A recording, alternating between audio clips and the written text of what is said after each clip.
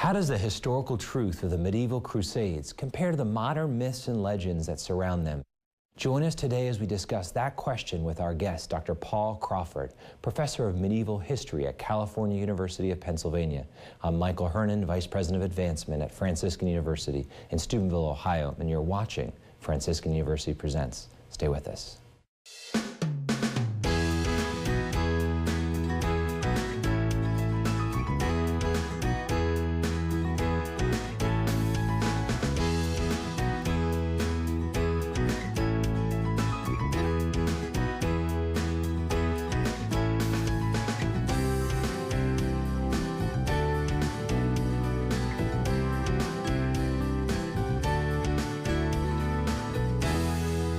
Welcome to Franciscan University Presents. Today we'll be talking about the Crusades. I'm your host, Michael Hernon, Vice President of Advancement here at Franciscan University. Joined here in our studios with our regular panelists, Dr. Regis Martin, Professor of Systematic Theology here at Franciscan University, Dr. Scott Hahn, who holds the Father Michael Scanlon Chair in Biblical Theology and the New Evangelization, and our special guest, Dr. Paul Crawford.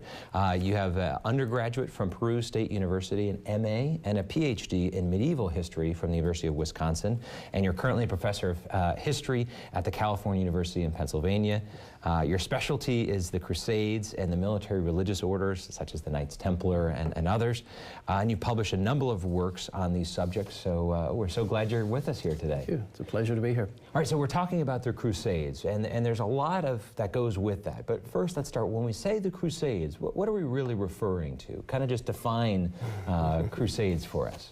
Well, I think what most people are talking about when they think about the Crusades are the 8 major expeditions to the Holy Land from Western Europe, beginning in 1095 in the 11th century and running up through the end of the 13th century to 1270.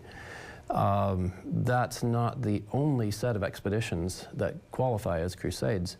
The English historian Jonathan Riley-Smith has defined a crusade as basically an expedition in defense of Christianity called by the Pope and with strong penitential overtones, and that covers expeditions to the Holy Land, to Spain, to the Baltic, to southern France. So much wider than what we might commonly Very think. much wider. Okay, yes. And the time frame was a large... Was much larger. Really, the time frame for the Crusades should be thought of as running from the 11th century into the 17th.